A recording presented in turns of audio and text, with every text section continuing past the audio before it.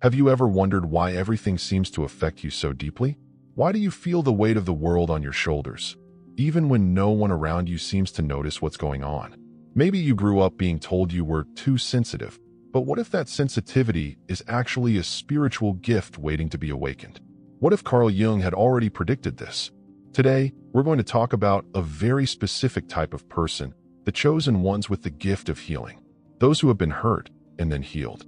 Before we dive into this universe of self-knowledge, I would like to invite you to subscribe to the channel, like it, and activate notifications. This way, you can ensure that you are always connected to content that inspires and transforms. Let's join us. Jung's deep psychology shows us that there is a type of soul that carries, from an early age, the spiritual signs of an invisible mission. They are people who cannot ignore the suffering of others, who have deep intuition, who feel energy in their surroundings, and who live in search of a greater purpose, even without knowing how to explain what they are looking for. If you feel like you were born to heal, but you carry doubts, insecurities, or spiritual loneliness, this video is for you.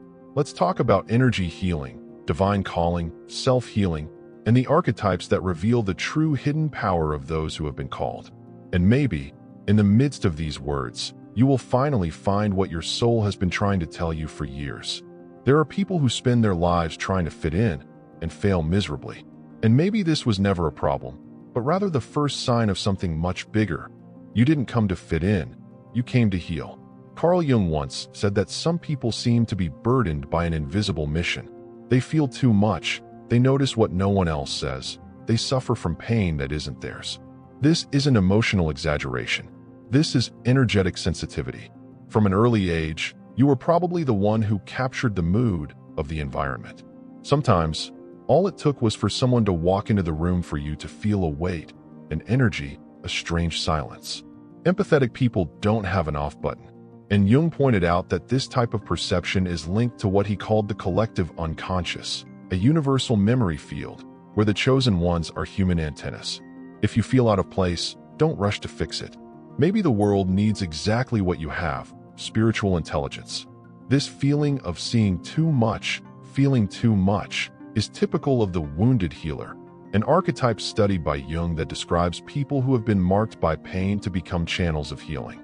That's no exaggeration. It's called spirituality disguised as an existential crisis. In many cases, the chosen one is seen as strange, isolated, or dramatic. But the truth is that you are not exaggerating. You are picking up spiritual signals that others cannot yet decode. This requires courage. It requires a deep inner dive. It requires accepting that you did not come to repeat patterns, but to transform stories. Jung believed that every journey begins with recognizing who you really are. And who you are doesn't fit into small labels. You are someone who feels, yes. But more than that, you heal. And this doesn't come with a manual, it comes with experience, with pain, with intuition, with inner transformation. That is why, many times, the chosen one begins his mission in silence, without knowing that he is on a mission, just surviving, until he understands that his pains were maps, that his empathy was a compass, that his shadow was the invitation to awaken the gift. And that is when everything changes and truly begins. Carl Jung said that nothing that happens to us is by chance. He didn't see pain as a mistake of fate, but as a portal, a passage, a calling that comes disguised as loss, rejection, or loneliness. And perhaps, if you look at your story with more conscious eyes, you'll realize that the wounds that hurt the most were precisely those that made you more sensitive to human suffering, and, therefore, more prepared to heal. This is the logic of the wounded healer archetype. Only those who have been through the darkness truly understand how to turn on the light for someone else. Jung saw it as an alchemy of the soul, the ability to transform pain into wisdom, anguish into empathy, scars into purpose. And that's what happens to the spiritually chosen. Life wounds them, but never in vain. Have you ever noticed that people come to you to vent, even when you offer nothing? They sense something. They sense that you have a different energy, a silent field of acceptance. This is not random. It is a sign that your spiritual field has been activated by pain and now functions as a channel. You carry healing energy, even without realizing it. Jung believed that the wound is the place where the light enters. That is why the suffering of the chosen is so intense. It is not punishment, it is spiritual initiation. Every loss, every abandonment, every deep silence you have faced has made you more intuitive, wiser, more connected. And that is the true birth of the gift. It does not appear in ceremonies, but in silent tears. It is no wonder that many spiritual healers feel that they broke before they could flourish. They feel that they were left aside, forgotten, discredited. But it was just the universe separating them to prepare them. Because those who carry the gift of healing must first heal themselves. They need to touch the depths to discover the strength that was dormant within. So the next time you remember an old pain, look at it with new eyes. Maybe it was the code that awakened your soul mission. Maybe, without it, you would never have discovered the depth of your hidden spiritual strength. And this discovery changes everything, including the way you see the wounds of others. Some people don't need external proof. They feel.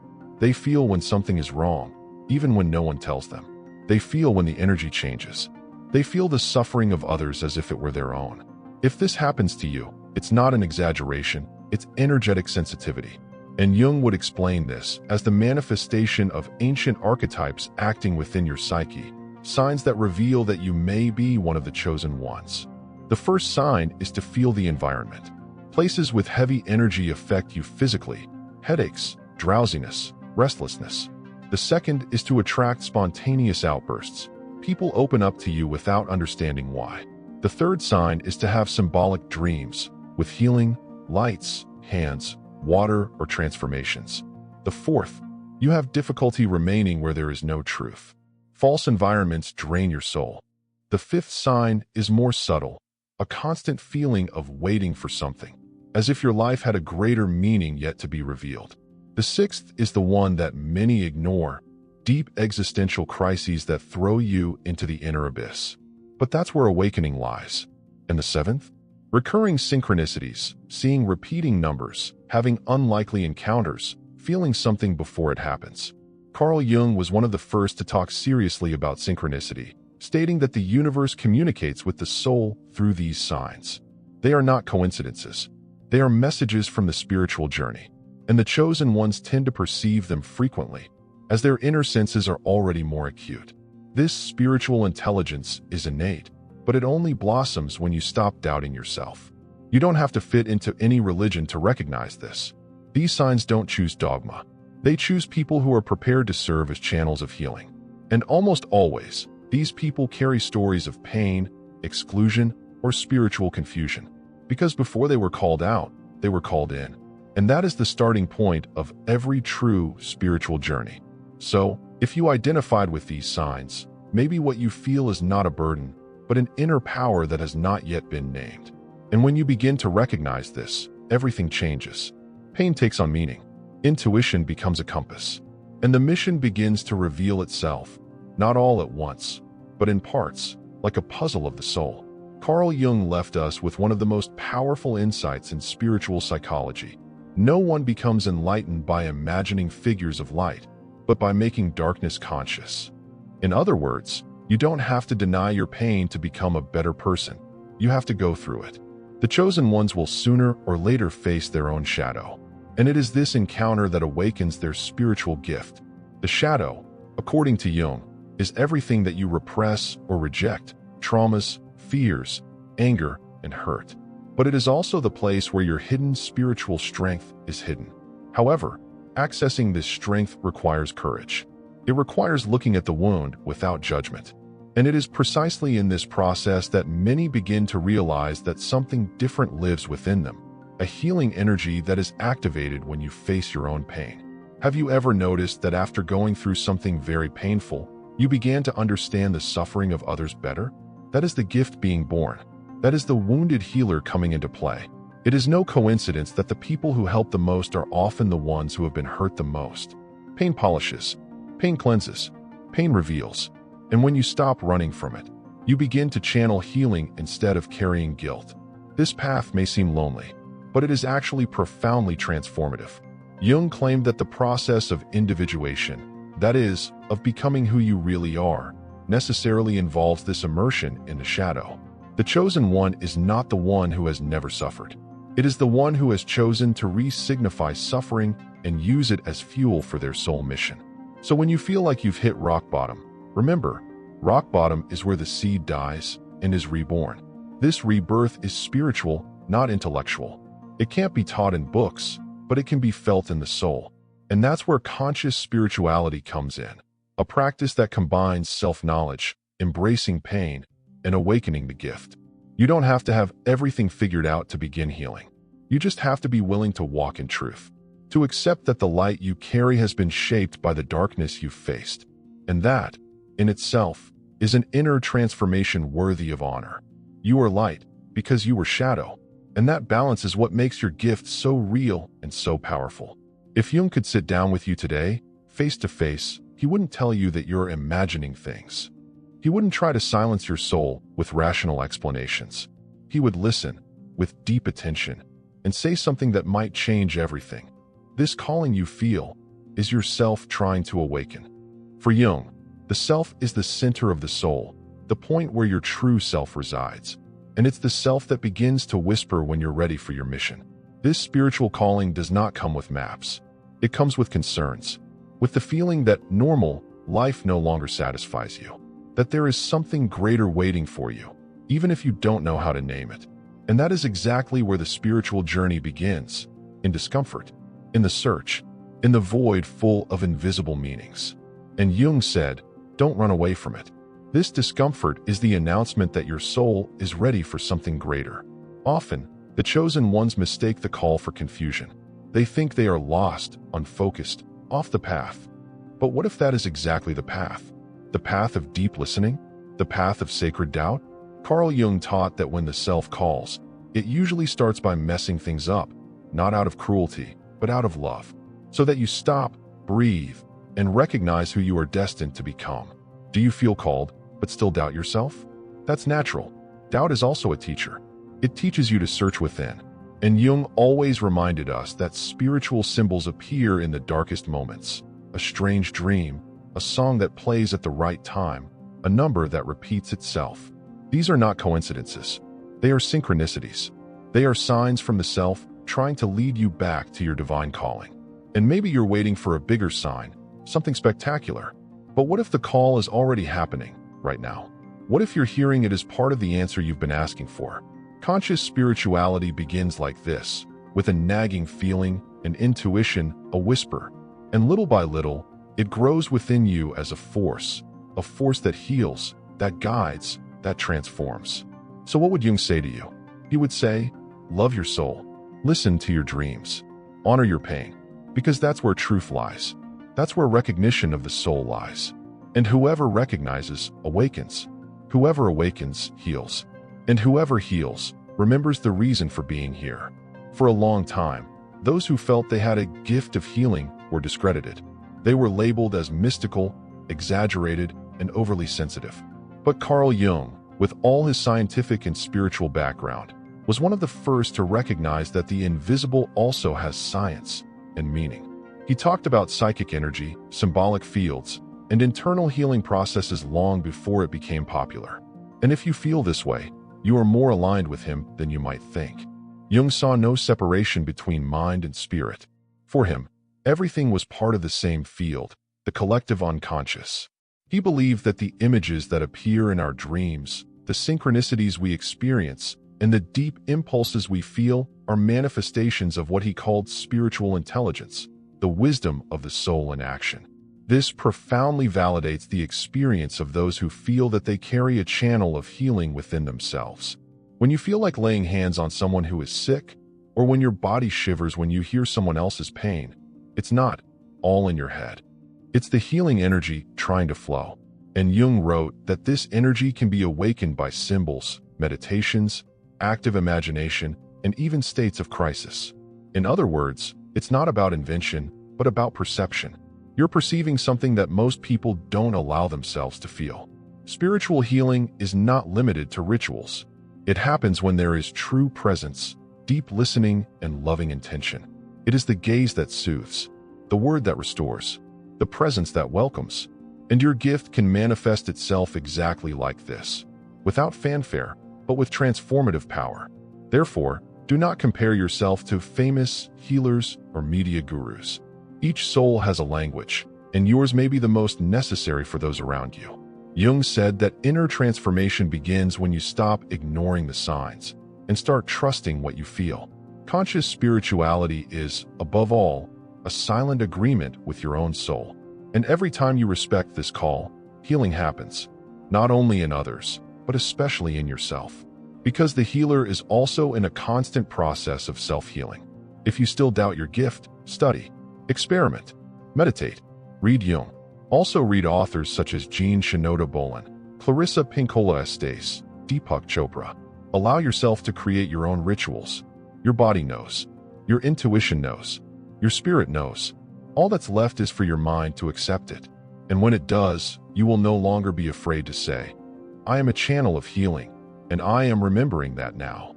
There is something inside you that burns, even when everything is quiet on the outside. A flame that won't go out. A restlessness that no one understands. It's as if you've always known that you came for something greater, even if you don't know what or how. Carl Jung spoke of this impulse as the movement of the self, an inner force that pushes you towards your soul's mission, even if you try to deny it. This sacred fire is common among the chosen ones. It does not arise with rational explanations, but with deep intuitions. You feel that you are here to heal wounds, yours and those of others. And even when you try to lead a normal life, something inside you refuses to be silenced. It is as if there is an invisible compass pointing to a destination that only the soul recognizes. And this, for Jung, is a sign of an awakening of the gift. You might think it's just empathy, but dig deeper. Notice how you transform when you're faced with someone's pain, how your gaze changes, how your body heats up, how your mind searches for words of relief, even without any training. This is no coincidence. It's your inner power asking to be used. This fire doesn't burn for nothing. It lights paths. Many chosen ones resist this call. They think they are not good enough, that they are not prepared, that they do not know where to start. But fire does not need instruction. It only needs space. Jung said that the unconscious knows what the rational mind has not yet understood. Therefore, when you allow this fire to speak, you enter a state of flow, of presence, of natural energetic healing. And here's an important reminder. You don't have to heal the entire world. Just start with what's within your reach. By listening, by touching, by saying the right word at the right time. Sometimes the greatest healing is recognizing the soul of another. And you, with your energy, your story, and your journey, have the ability to bring about this encounter, this awakening. So if you feel this fire inside you, don't extinguish it. Feed it with study, with spirituality, with inner silence. Trust what your soul is trying to tell you. You're not exaggerating. You're remembering who you've always been. And that's the first step to finally living the mission you were born to fulfill. Carl Jung believed that humanity was at a turning point, a time when external structures would crumble and people would be called to look within. He foresaw a collective spiritual awakening, guided not by traditional leaders, but by ordinary souls with quiet gifts. Chosen ones, people like you, who feel deeply, dream differently, and carry a sensitivity that the world has yet to learn to value. These chosen ones would be connectors between worlds, between reason and spirituality, between science and soul, between the old and the new. They would experience crises, yes, profound ones, but these crises would be the necessary initiation to become conscious healers. And the most interesting thing? Jung wrote about this even before the term New Age became fashionable. He saw, through the human psyche, the birth of a collective soul mission. Have you felt that the world is changing? That people are waking up, seeking meaning, wanting to heal? This is not an impression. It is real movement. And your healing energy can be a key part of this process. Jung said that when a single person awakens, it changes the entire field around them. So never underestimate the impact of your awakening. You are part of something much bigger. The collective unconscious, for Jung, is like a great shared spiritual reservoir. And the chosen ones are those who have the most direct access to this field. They dream with symbols, have premonitions, intuitions, subtle perceptions. They are the first to sense what is coming. And for this reason, they are often called crazy, overly sensitive, or out of touch with reality. But, in truth, They are visionaries in disguise. Jung believed that ancient myths conceal eternal truths. And in almost all of them, there is a figure, the wounded hero, the reluctant prophet, the exiled healer. These figures represent archetypes that live on within us. And when you identify with them, it is a sign that you are activating ancestral memories, spiritual memories that connect you to your divine calling. And now comes the most challenging part, recognizing that your time has come. Yes, the time to stop doubting, to embrace your sensitivity as a strength, to honor the gift that has always been there.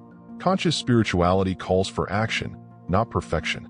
So the question is, are you ready to remember who you are and heal with everything you have learned so far? If something inside you was awakened throughout this video, if certain words seemed to touch places you didn't even know were open, maybe this is your sign.